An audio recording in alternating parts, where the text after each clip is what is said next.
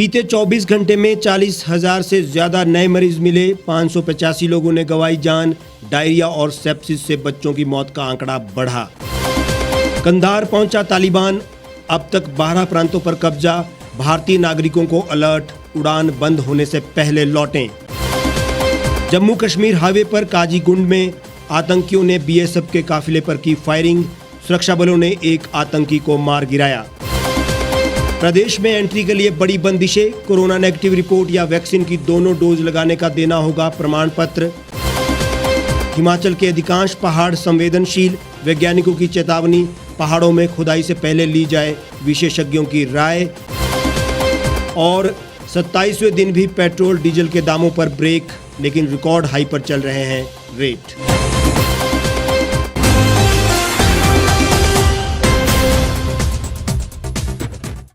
नमस्कार, स्वागत है आपका the reap times news channel में।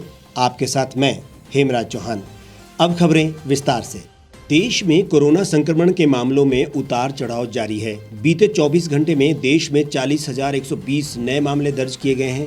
वहीं 585 लोगों की मौत हो गई है।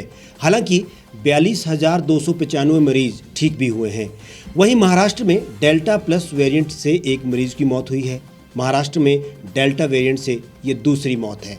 कोरोना में स्वास्थ्य सेवाओं के प्रभावित होने से बच्चों पर सबसे ज्यादा असर पड़ा है।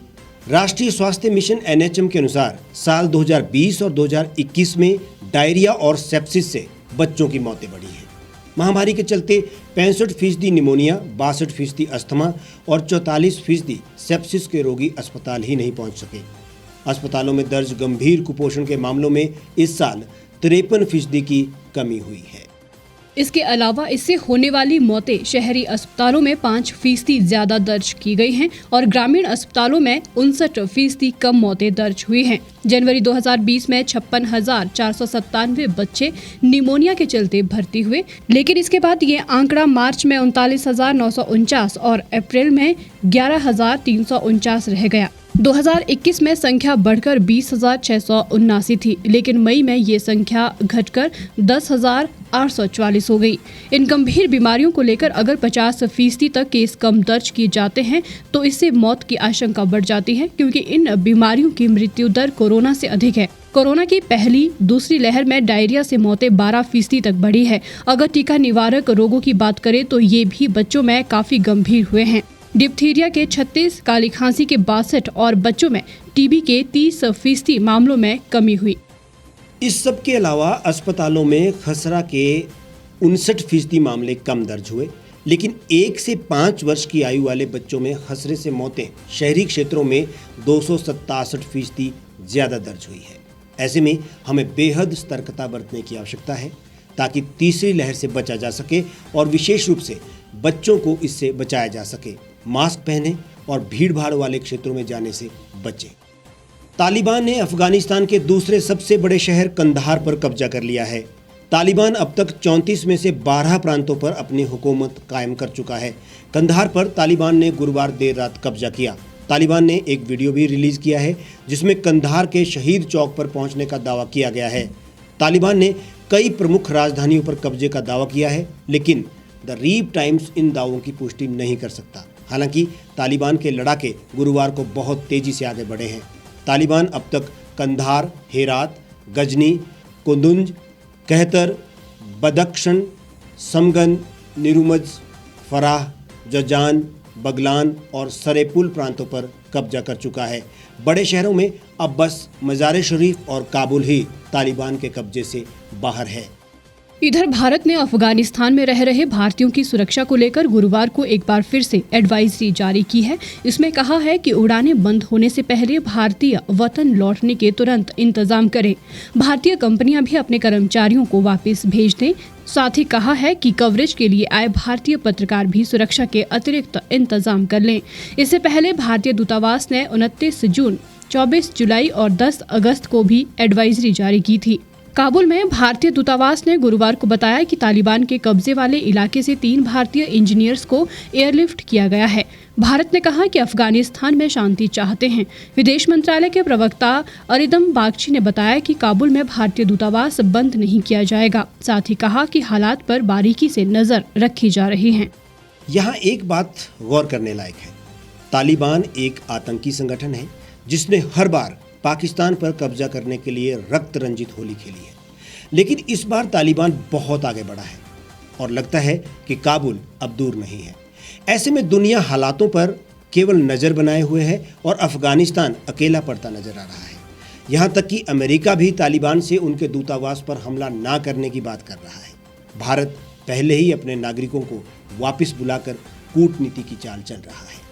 जम्मू कश्मीर में आतंकी घटनाएं लगातार बढ़ती जा रही है। एक बार फिर से दक्षिण कश्मीर के कुलगाम जिले के कांजीकुंड में जम्मू कश्मीर हाईवे पर गुरुवार दोपहर बाद आतंकियों ने बीएसएफ के काफिले पर अंधाधुंध फायरिंग की है, जिसके बाद सुरक्षा बलों ने आतंकवादियों को घेर लिया। शुक्रवार सुबह सुरक्षा बलों ने एक आतंकी को मार गिराने में भी सफलता पाई है। जम्मू कश्मीर में कुलगाम में सुरक्षा बलों और आतंकियों के बीच मुठभेड़ चल रही है। मुठभेड़ में सुरक्षा बलों ने एक आतंकी को मार गिराया। जिस बिल्डिंग में आतंकी छिपे हैं उसकी तलाशी ली जा रही है। उधर श्रीनगर जम्मू हाईवे पर यातायात रोक दिया गया है। अंधाधुंध गोलीबारी में एक सीआरपीएफ जवान, एक सेना का जवान और 2 नागरिकों को गोलियां लगी हैं।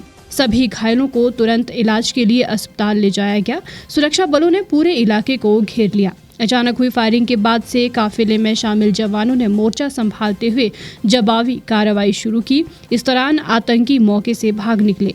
जवानों ने पीछा किया तो आतंकी एक दुकान के गोदाम में घुस गए। सुरक्षा बलों ने उन्हें आत्मसमर्पण करने के लिए कहा, लेकिन वे तैयार नहीं हुए।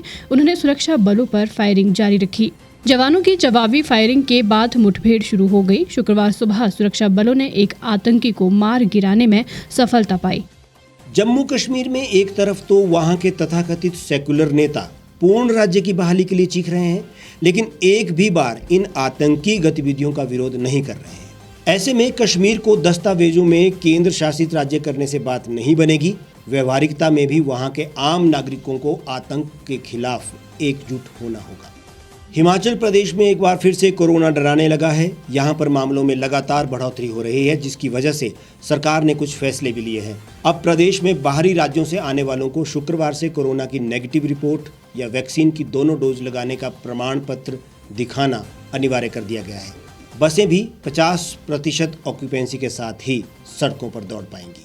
हिमाचल प्रदेश कैबिनेट की ओर से कोरोना के बढ़ते मामलों और तीसरी लहर की आशंका के बीच अब सख्तियां बढ़ाई गई हैं। कैबिनेट बैठक में लिए गए फैसले के बाद शुक्रवार से ये व्यवस्था लागू हो गई है। अब हिमाचल में एंट्री के लिए कोरोना नेगेटिव रिपोर्ट जरूरी कर दी गई है। बाहरी राज्यों से आने वालों के लिए आपदा प्रबंधन की ओर से जारी आदेशों के मुताबिक 72 घंटे की RT-PCR कोरोना नेगेटिव रिपोर्ट, 24 घंटे के भीतर की रैपिड एंटीजन टेस्ट रिपोर्ट या कोरोना वैक्सीन की दोनों डोज लगवाने का प्रमाण पत्र दिखाना अनिवार्य किया गया है। मंदिर में प्रवेश के लिए भी कोरोना नेगेटिव रिपोर्ट जरूरी है या फिर दोनों डोज वैक्सीन लगवा चुके लोगों को एंट्री मिलेगी। वहीं बसों को भी 50% क्षमता के साथ चलाया जाएगा। हिमाचल और पंजाब के बॉर्डर जिला ऊना में उपायुक्त ऊना राघव शर्मा ने भी इस संबंध में आदेश जारी कर दिए हैं। इसी माह होने वाले गुग्गा चाहर वीर के गुणगान को घर घर जाने वाली मंडलियों पर भी रोक रहेगी। जिस तरह से कोरोना के मामले बढ़ रहे हैं, उसे देखते हुए सख्ती बेहद जरूरी है। तीसरी लहर की आशंका के बीच सरकार ने सख्ती बढ़ा दी है, लेकिन लोगों को भी जागरूक होकर नियमों का पालन सुनिश्चित करना होगा, तभी हम कोरोना महामारी से बच पाएंगे।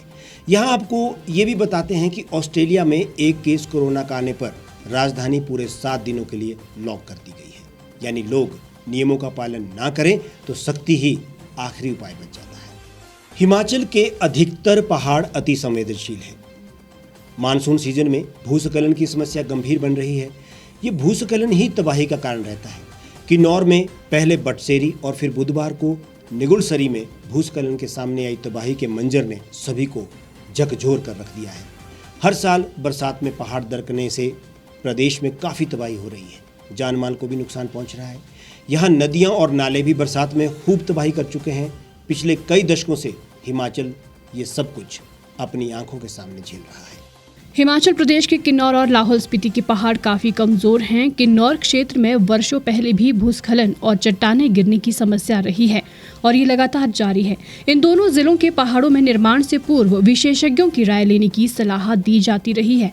पहले से ही कमजोर ये पहाड़ किन्नौर में बिजली प्रोजेक्टों के निर्माण से खोखले हो रहे हैं। लगातार ब्लास्टिंग बढ़ने से किन्नौर जिले में भूस्खलन की घटनाएं बढ़ रही हैं। किन्नौर में सतलुज नदी के बेसिन पर 22 बिजली प्रोजेक्ट का निर्माण किया गया है। इसके अलावा सड़कों के निर्माण के लिए होने वाले ब्लास्ट से भी पर्यावरण को नुकसान हो रहा है।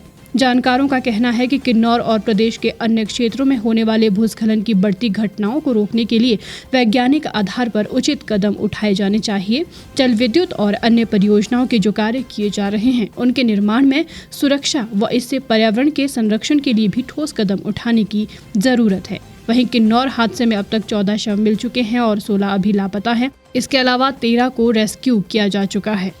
देहरादून वाडिया इंस्टीट्यूट में वैज्ञानिक रहे हिमाचल प्रदेश केंद्रीय विश्वविद्यालय के निदेशक, इटर्नल क्वालिटी एश्योरेंस सेल और कुलपति के सचिव प्रोफेसर AK महाजन के अनुसार पूरे किन्नौर के पहाड़ों में बरसात में काफ़ी नमी उत्पन्न होती है। इसी समय पहाड़ सबसे ज़्यादा दरकते हैं। इस नुकसान से बचने का एक ही उपाय है कि पहाड़ों में खुदाई से पहले विशेषज्ञों की राय ली जाए। अब वैज्ञानिक तरीके से निर्माण में पूरी तरह से बचा जाए। पहाड़ों पर खुदाई ने पहाड़ों की नींव ही हिला के रख दी है और अब यही पहाड़ इंसानी जिंदगी लील रहे हैं। देश में लगातार 27वें दिन पेट्रोल डीजल के दामों में कोई बदलाव नहीं हुआ है। 18 जुलाई के बाद से ऑयल मार्केटिंग कंपनियां हर रोज कीमतें स्थिर कर रही हैं। देश में हर रोज फॉरेक्स और कच्चे तेल की अंतर्राष्ट्रीय बाजार में चाल को देखते हुए पेट्रोल डीजल की घरेलू कीमतों को रिवाइज किया जाता है। हालांकि पिछले कुछ हफ्तों में तेल में जबरदस्त गिरावट और फिर सुधार दर्ज किया गया, लेकिन उसका असर घरेलू दामों पर नहीं दिख रहा है। अगर पिछले कारोबारी सत्र की बात करें तो गुरुवार को अंतर्राष्ट्रीय तेल मानक ब्रेंट क्रूड 0.17% की बढ़त के साथ 71.56 डॉलर प्रति बैरल हो गया। वहीं कच्चे तेल का वायदा भाव 0.56% बढ़कर 71.84 डॉलर प्रति बैरल हो गया। क्रूड ऑयल की कीमतों और विदेशी मुद्रा की दरों के हिसाब से देश में हर रोज पेट्रोल डीजल की कीमतों में बदलाव होता है। ये नई कीमतें हर रोज सुबह 6 बजे से देश के हर पेट्रोल पंप पर लागू हो जाती हैं। क्योंकि हर राज्य का स्थानीय वैट अलग होता है, ऐसे में हर राज्य में फ्यूल के दाम अलग अलग हो सकते हैं। देश में भूतो न भविष्यति जैसी स्थिति तेल की कीमतों को लेकर बनी हुई है। यानी शतक लगाने के बाद भी जब तेल की कीमतें नहीं रुक रही है तो सरकार की ओर से भी मौन धारण कर लिया गया है। राज्य स्तर पर भी टैक्स में कमी ना के बराबर रही और अधिकतर राज्यों ने तो केंद्र पर इसका ठिकरा फोड़ा है। यहाँ सवाल ये है कि तेल की कीमत बढ़ने से सीधा महंगाई पर असर पड़ता है, जिसके लिए अब लोगों को तैयार रहना होगा। हमारे आज के इस बुलेटिन में फिलहाल इतना ही। देश और दुनिया की तमाम खबरों के लिए आप हमारे साथ बने रहिए, देखते रहिए द रीव टाइम्स।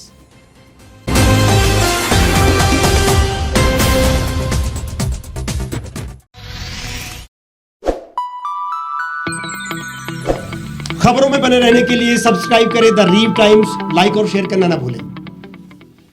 गांव की चौपालों से लेकर संसद के गलियारों तक, गृहिणी के चूल्हे से लेकर निवेश और बाजारों तक, किसानों के हाल से लेकर खेत और खलिहानों तक, शिक्षा और स्वास्थ्य से लेकर खेल के मैदानों तक, संसद के प्रधान से लेकर पंचायत के पंच तक, सेंट्रल हॉल से लेकर ग्राम सभा के मंच तक, हर खबर पर रहेगी हमारी पैनी नजर।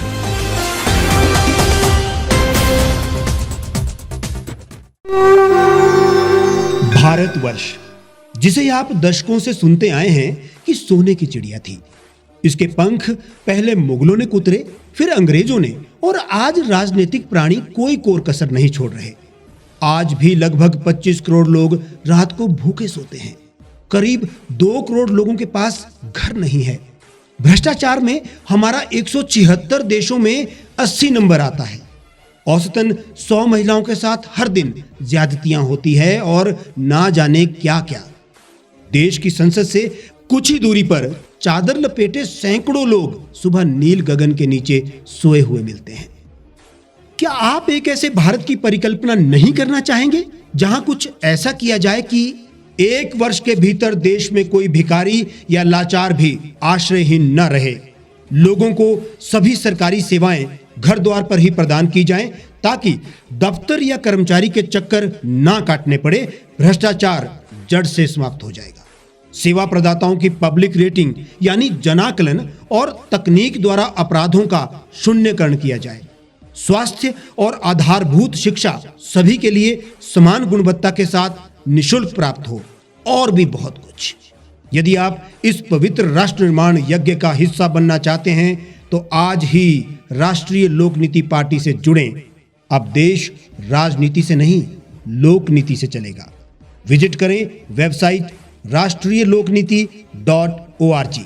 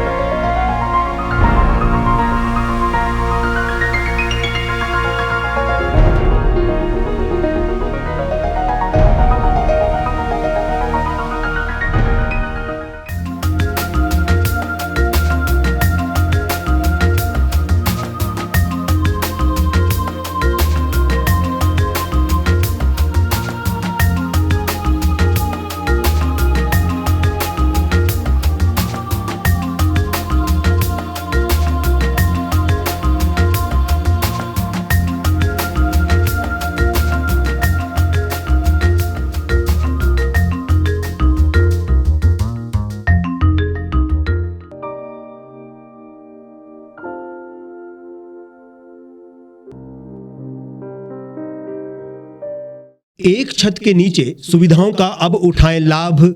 रीव ई मार्ट में अब पाएं अपनी रसोई के लिए गुणवत्ता और सस्ते दामों पर राशन सामग्री। दालें हो या हो मसाले, आपका किचन ई मार्ट संभाले। उच्च गुणवत्ता और दामों में बेहतरीन रीव ई मार्ट में पधारें और पाएं अपनी पसंद के सभी उत्पाद, या फिर करें ऑनलाइन ऑर्डर और पाएं घर द्वार पर ही सुविधा। आज ही संपर्क करें फोन नंबर 8219694079 पर, बाईपास रोड, शनान, संजौली, शिमला।